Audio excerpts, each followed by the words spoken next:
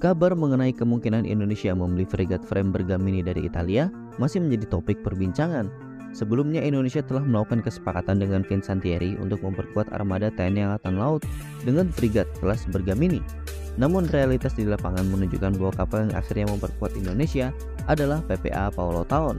Hal ini memicu spekulasi bahwa Bergamini tidak akan dibeli lagi. Meski demikian, beberapa pihak masih meyakini bahwa Indonesia akan tetap akuisisi Bergamini setelah proyek fregat Merah Putih selesai dibangun. Spekulasi tersebut diperkuat dengan adanya perdebatan apakah PPA Paulo Taon bisa dianggap sebagai bagian dari kelas frame atau tidak. Sebagian pengamat menyebutkan bahwa jika PPA adalah frame, maka Indonesia tidak perlu lagi membeli Bergamini. Namun di sisi lain, beberapa laporan menyebutkan bahwa PPA dan Bergamini adalah dua kapal dengan kelas yang berbeda, sehingga pembelian Bergamini tetap memungkinkan. Namun dalam wawancara baru-baru ini dengan Kompas, Kasal telah memberikan klarifikasi penting mengenai status PPA dalam konteks akuisisi alutsista. Dalam wawancara tersebut, Kepala Staf Angkatan Laut menegaskan bahwa kapal PPA Paulo Taon yang diterima Indonesia dapat dianggap sebagai varian dari frame. Pernyataan ini menegaskan bahwa kebutuhan Indonesia akan fregat kelas frame telah terpenuhi dengan akuisisi PPA.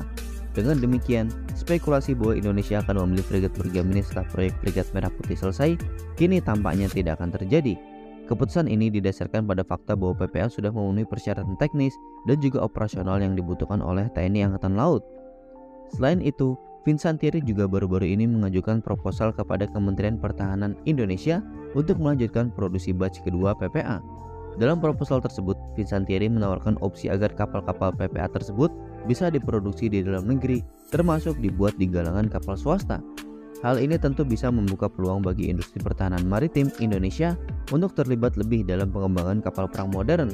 Ini juga sejalan dengan kebijakan pemerintah untuk memperkuat industri pertahanan dalam negeri melalui transfer teknologi. Dengan adanya penawaran PPA batch kedua, fokus pengadaan kapal perang Indonesia dari Italia tampaknya akan lebih condong ke PPA daripada kelas Bergamini.